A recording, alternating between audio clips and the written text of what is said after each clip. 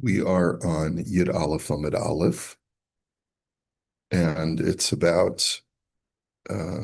little bit over the halfway down.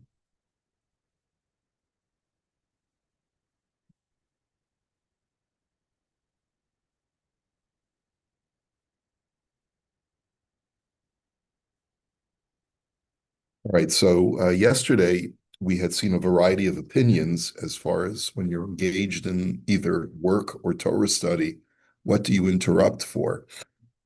We had seen a brisa that says that if you're working, you interrupt for Shema, but you do not interrupt for the Amida. And you just wait until your work is done, and then you daven the Amida then. We had also seen the opinion of Rabbi Shimon Bar Yochai, who says that when a person is Toraso Umnaso, when Torah is his only occupation, and he's intensely immersed in that, then he's exempt even from Kriya Shema and Tefillah. So it almost seems like he's exempt from all mitzvahs because he's immersed in his learning. So that's what the Gemara is going to question.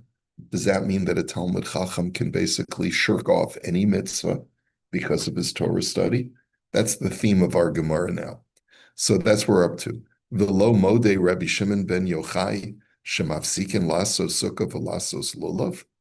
Doesn't Rabbi Shimon bar Yochai agree that even despite the fact that I'm immersed in my Torah study, that I have to interrupt in order to fulfill the mitzvah of sukkah and to fulfill the mitzvah of lulav?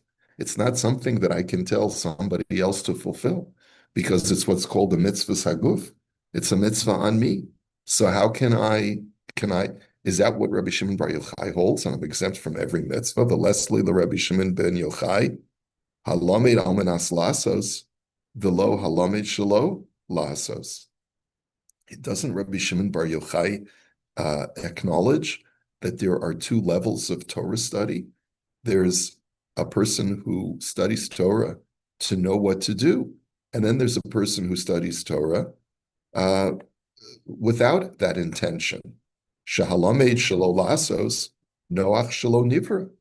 That a person, our sages say universally, that if a person studies Torah without the intent of fulfilling the mitzvahs, he would have been better off never having been born, never having been created. So isn't Rabbi Shimon Bar Yochai contradicting that precept that the whole purpose of Torah study is so that I know how to live my life, a life filled with mitzvahs? So how is he prepared to exempt himself from all of them through his Torah study? V'amar Rabbi Yochanan, halamed shelo lasos, noach lo ilu nehevcha shil yaso al panav v'lo yatsa la'olam. Doesn't Rabbi Yochanan comment on that if a person studies Torah without the intention of fulfilling the mitzvahs, it would have been better if his placenta had strangulated him in the womb. Now it's a really interesting illustration. Why is he giving this illustration in addition to what we just previously said, that he would have been better off never having been created? Like not only that, but like when you were a fetus, that God should have taken the placenta and strangulated you with it or suffocated you with it. Like, what does that even mean? So it's interesting. The commentary on the bottom says, I believe I'm trying to remember who he's quoting here. It's footnote number 11. He says, I think he's quoting the Korban Aharon.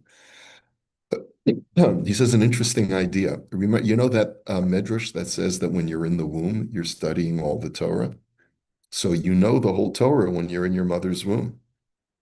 So if your intention is to study Torah, yeah, and we'll touch this thing over here, the indentation. I forget what it's called now.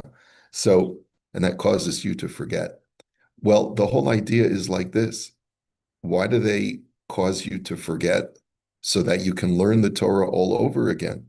But when you're in your mother's womb, you're unable to fulfill the mitzvahs of the Torah.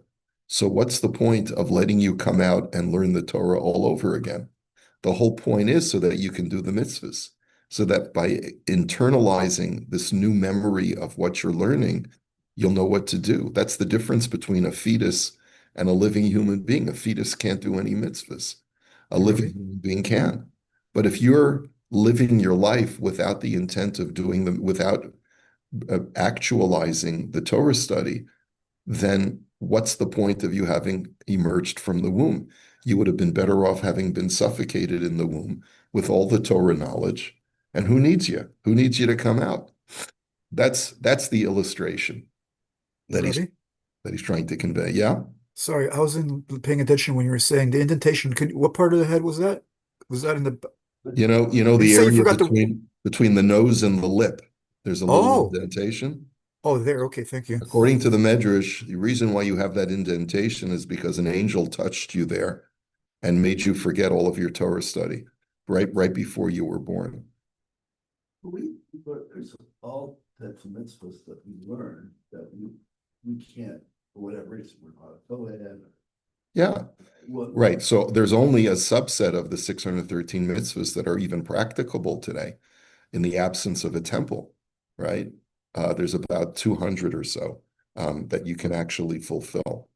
Chafetz Chaim wrote a whole book on the concise book of mitzvahs, where he writes which mitzvahs can be fulfilled bisman hazeh in today's world, and some can only, like you said, Steve, some can only be done by a kohen, some can be only done by men, some can only be done by women, etc.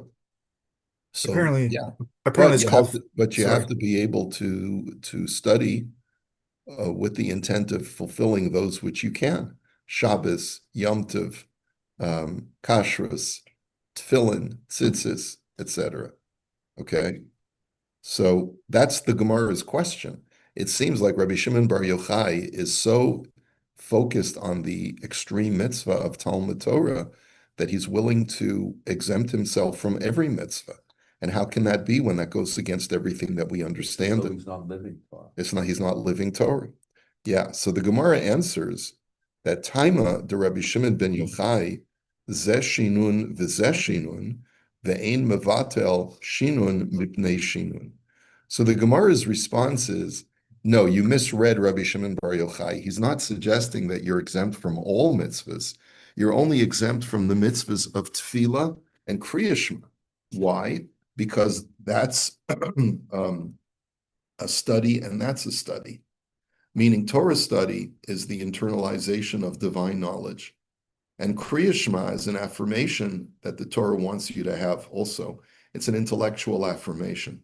So since they're both on the level of Torah intellectual property, so to speak, that you're internalizing ideas, so he feels that if you're immersed in Torah study, why interrupt yourself with another intellectual endeavor that is going to take you away from your current intellectual endeavor? That's the reason why he says you're exempt from Shema. He's not suggesting that you're exempt from all mitzvahs. The bodily mitzvahs, he agrees that you would still have to It's fulfill. only stuff on the same level. Yeah, it's only stuff on the same level. You're immersed in intellectual exercise that is holy. Why stop to engage in another equally purely intellectual endeavor? So it's curious because, and like he quotes in the top of the second column, he says, "Hacharedim tama, hare mitzvahs kriya shema kolelos gam kabolas al malchus shamayim, umadua machshiva Rabbi Shimon ben Yochai kemitzvah shel dibur bilvad." He says it's not just any intellectual exercise; it's accepting the yoke of heaven upon yourself. Shouldn't that count for more than just Torah study? Mishum kach mefarish hacharedim sh'Rabbi Shimon achen lo pater es atzmo legabri mikol kriya shema. He says the Sefer Charedim says that in his commentary that perhaps Rashbi is not exempting you from the entire Kriya Shema, but he would just tell you just have to say the first pasuk of Shema Yisrael Hashem Elokeinu Hashem Echad. But that's not clear. It could be that there's a way to learn it, not like the Charedim, that he would exempt you 100%, because when you think about it, every single word of Torah is, in a sense, when I'm studying it, if I have the proper attitude, I am accepting the yoke of heaven upon myself, as long as I'm aware that the Torah that I'm studying is God's Torah. And it could be perhaps that Rashbi is so lofty in his Torah study that he's accomplishing with every word that he's studying of the Gemara or the Mishnah, he's accomplishing Kabbalah Sol Malchus Shemayim that way. It could be that that's one way of studying, of understanding this concept. But anyway, the Gemara is going to challenge that that suggestion as well. It's going to challenge the suggestion that Torah study and reciting Shema are both on the same level. They're both really just internalizing ideas, and therefore one does not trump the other. You can continue the one that you're already working on. But wait a minute, v'hataninan hakore mikan va'elach lo hifsid ka'adam shu kore batorah. Remember, what did we learn previously? We learned that according to the prevailing opinion in the Mishnah, how long do I have to recite Kriya Shema in the morning? The first 3 hours of the morning. And then what did the Mishnah say? What if I miss the deadline? I still recite Kriya Shema. You get a mitzvah of schar of learning Torah. What is that? What can you infer from that? That if you say it during the first 3 hours, it's more than just Torah study. So how can you suggest that Shema is no different from regular Torah study when it seems from the Mishnah itself that it's more than just Torah study? It's only merely Torah study if it's after the 3 hours. But during the 3 hours, like the Gemara says, Ha ba'onasa chaviva medivrei Torah, that if it's during the 3 hours, then it's of a higher caliber than just Torah study alone. And that's the implication. So the Gemara says, he. It's not laughing. He. Okay. So the Gemara, the way that the Meforshim explain that in reality, for most people who are not used to studying Torah regularly, like Rabbi Shimon Bar Yochai, that actually is true. That Shema occupies a higher level than just Torah study, right? Because when an average person studies Torah, he's not accomplishing what Rabbi Shimon Bar Yochai accomplishes when he studies Torah. Amar Rabbi Yudan, Rabbi Shimon ben Yochai, al yedei shahayatadir lefichach eina chaviva yoser midivrei Torah. He says, but since Rabbi Shimon Bar Yochai, according to Rabbi Yudan, he says he was so committed to this endeavor of Torah study, and he never stopped.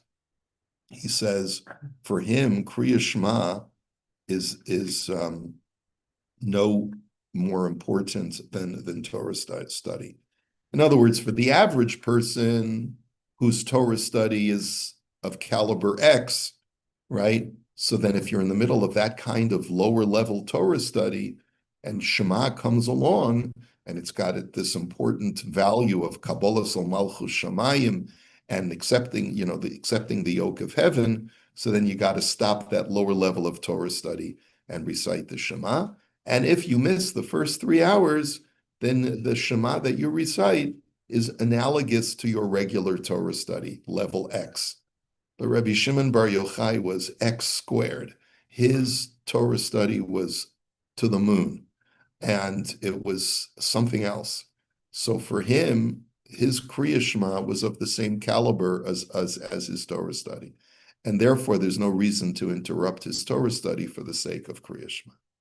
That's the way the Gemara understands it. In other words, for the average Joe, there's a difference between Kriya Shema in its time and Kriya Shema after the 3 hours.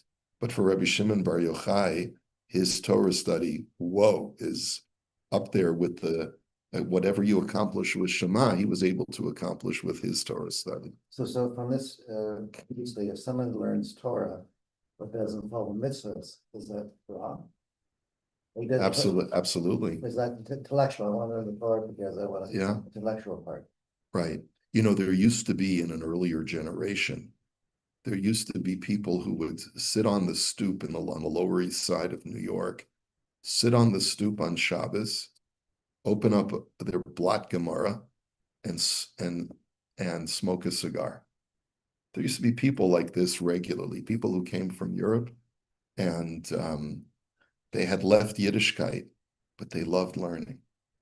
Like, they would read their Allgemeiner Journal, and they would read whatever the other Yiddish newspapers there were, and their whole language was a language of Torah, but they weren't from, they weren't religious anymore. They would work on Shabbos because they had to, and that was their life, right? They were Jewish culturally and intellectually, but not Jewish in practice. So that's wrong. Is that a error or is this? Yes, it's wrong. Yes, it's wrong. It's wrong, yeah, for sure. Now, a Yid is a Yid. A Yid is still holy, but he's not living his life properly, right? And God says, that's not why I brought you into the world. I didn't bring you into the world just to study this amazing Torah, which has so much intellectual satisfaction, provides so much intellectual satisfaction, right? That's actually, sometimes it's difficult to study Torah lishma. What does it mean to study Torah lishma, for its sake? For the sake of, I'm not doing it because I get anything out of it. I'm doing it because I know that this is an endeavor that God wishes of me to engage in my life and to enhance myself thereby. But, many times when you're sitting and learning, you're enjoying yourself, right? So really technically, you'd be getting more reward if you study Torah without even enjoying it, because every time you enjoy Torah study, it's for self-gratification, at least partially, right? When you think about it. So stop enjoying it. Don't have such a good time. We say that tongue in cheek, of course, but. I talk about you, but that can be good advice from listening to Deeper Torah, like during a sermon. Yes, yes, as painful and as that may be. Yeah. Yes. I can fulfill the mitzvah of Talmud Torah Lishma by listening to the rabbis. Yeah, okay. But again, back to this case, so we've equated his learning with people at Achut Shemaim.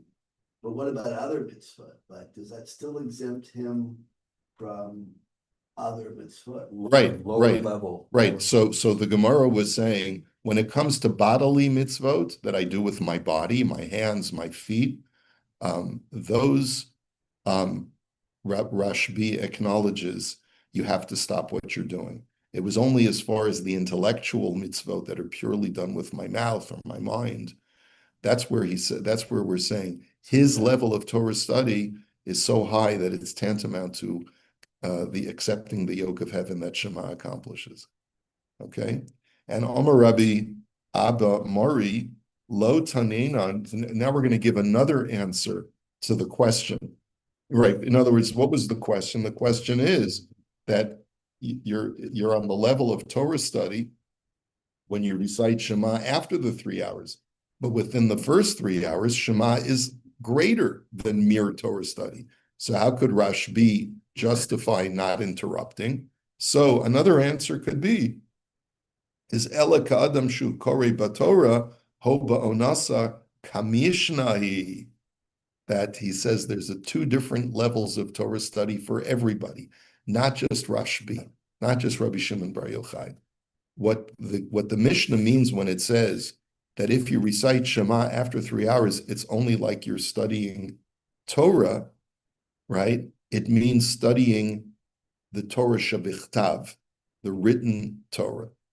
But studying the oral Torah, the Mishnah, that's of a higher level than studying Torah Shebichtav. And therefore, Shema, when you say it during the first 3 hours, is on par to studying Torah Sheba'al Peh. It has the same kind of higher level of Torah study as Torah Sheba'al Peh. If you miss the first 3 hours, you miss the Zman, so then your Torah study is, the recital of Shema is demoted to just reading scripture. But if you say it during its proper time and you're fulfilling the mitzvah, then it's like you're learning Mishnah. And that's what Rashbi felt. Since I'm learning Mishnah and Torah Sheba'al Peh and Gemara and explaining the Mishnah during my whole life, there's no greater advantage to reciting Shema than learning Mishnah. That's the way you would understand it. Now, this is a fascinating statement where the Gemara seems to be suggesting that there's greater value in studying Torah Sheba'al Peh than there is in studying Torah Shebichtav. And I'm sure that would certainly be consistent with the way the yeshivas have emphasized Torah Sheba'al Peh over Torah Shebichtav, right? But the Gemara says Rabbi Shimon ben Yochai kedaite. Rabbi Shimon ben Yochai is consistent with something else that he once said. The Rabbi Shimon ben Yochai Omar, ha'oseg b'mikra mida. If a person engages in scriptural study, right, then that's a good thing. She'ena mida, but it's not so great. Like the commentary says, harezu mida klomar hanhaga tova uruya. It's certainly virtuous, but she'ena mida gedola kol kach. It's not so great. He says shekein libud mishnah chashuv yoter, because studying the Mishnah is even greater. He says, and as the commentary points out, as Rabbeinu Hananel points out, and footnote number 4, he says, Limud Mikra Chashuv Pachot Min Libud Mishnah. Why is studying scripture less great than studying Mishnah? Ki al yedei limud mikra bilvad belola das ketzad pirshu chachamim. Because when you just study scripture without the explanation of Chazal, lo nitan ladas ketzad l'kaimis ha-mitzvahs. You don't know how to do the mitzvah. Because by just reading scripture without Chazal's interpretation, you don't know how to put on a pair of tzitzis. You don't know how to put on a pair of tefillin.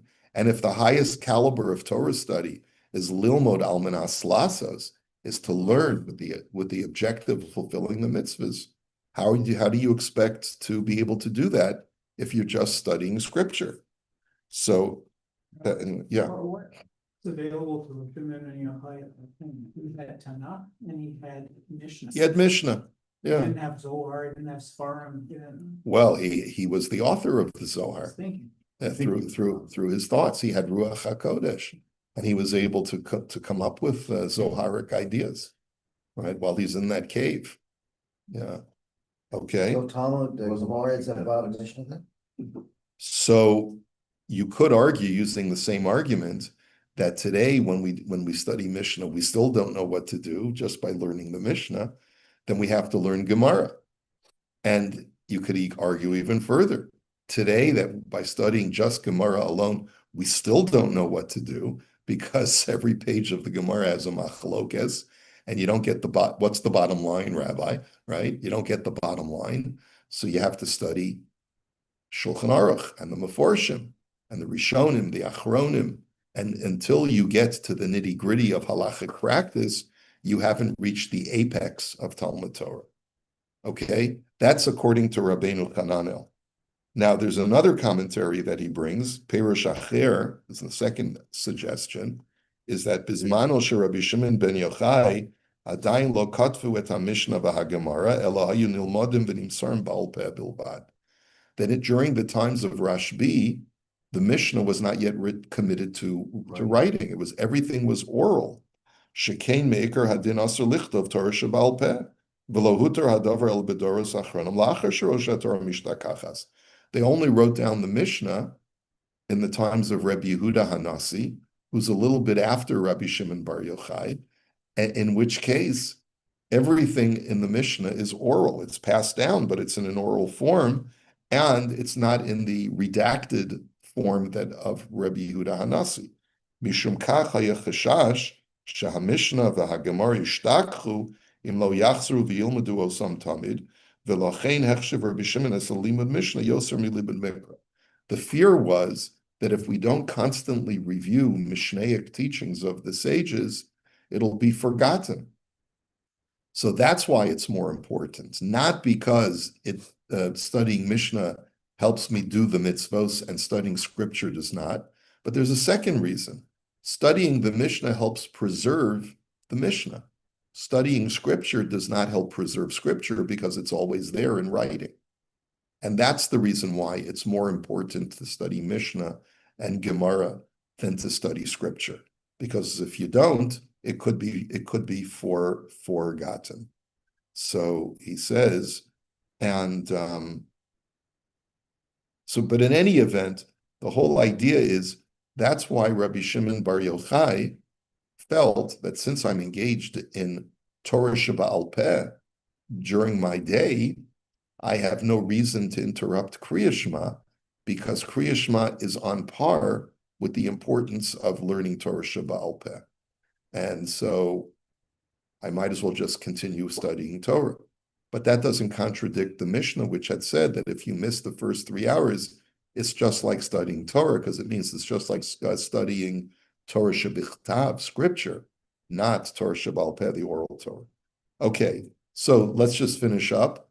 V'Rabbanan, the Chachamim now, who disagree with Rav Shpi, and they say you do have to interrupt your learning in order to recite Shema, Avdi Mikra Ka Mishnah. They feel that there's no difference between scripture and Torah Sheba'al Peh. They feel Torah study is Torah study. It's all equally on the same par.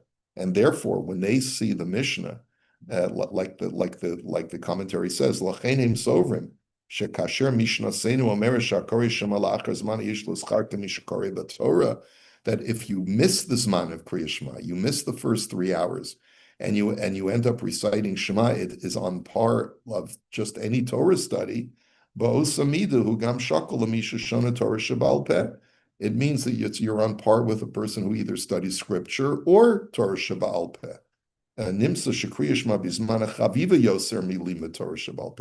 That indicates that reciting Kriya Shema in its proper time is on a higher level than Torah study. So therefore, even if you're engaged in Torah study, you have to stop everything that you're doing in order to engage, in order to recite Kriya Shema. And therefore the Chachamim opine that even if your Torah is your full-time occupation, you have to stop whatever you're doing, interrupt, and recite Kriya Shema. So just for thoroughness, if you look at footnote number 8, so this will start the Mishnah Be'ezras Hashem tomorrow, but he writes in the brackets in footnote number 8, Nimtza l'sikum she'achen yesh l'dayik memishnasenu she'hakari shema bizman achaviv yoser me'hakari b'torah. The correct inference, according to the Chachamim, is that when you recite Shema in its proper time, you're doing something that's more valuable than just Torah study. Ulam ein mikan koshi al shitosel shel Rashbi lefi shehu meforish dvarim elu amurim al stam b'nei adam. But Rashbi will tell you that's for the average bear. That's for the average human being. His Torah study is not as important as Kriya Shema. V'lo al misha Torasa umnaso. But if a person is like me, whose Torah study is his sole occupation, and he's completely immersed in that Torah study, I hold, says Rashbi, that it's just as important as reciting Shema, and therefore you don't have to interrupt. And he goes on and he says that there's a bit of a variation here from the conclusion of the Bavli. But the conclusion of the Bavli certainly is that everyone, even someone whose Torah is umnaso, has to interrupt their Torah study in order to recite Kriya Shema. They could maybe justify deferring davening Shmona Esrei, but once the Zman of Kriya Shema has arrived, they have to interrupt. However, that doesn't seem to be the final psak, because if it were, then as soon as, let's say, we started learning in the pre-dawn hours or the pre-Mishayakir hours, and all of a sudden Mishayakir arrived in the middle of our shir, we'd all have to stop and say, okay, well, let's recite Kriya Shema. We don't do that as a matter of course. Since we know that we have time in the day to still recite Kriya Shema, we're allowed to continue learning. And probably that's because there are very few people today who can say Toraso umnaso, that his sole occupation is Torah study. Remember, Rabbi Yochanan was the one who had taught, even though he was a full-time learner, I'm nowhere near Rashbi in my ability to stay completely focused and immersed in Torah study. I get distracted just like any human being, and therefore for me, I have to interrupt not only for Kriya Shema, but even for Shmona Esrei. And what we do is we know that since we're going to be stopping shortly, we can justify finishing a segment of Torah study and daven at a fixed time. That's the justification for not having to interrupt, since we know we're going to be davening at a fixed time every day. Okay, we'll hold it here. Have a great day, everybody. Mr. Rebels,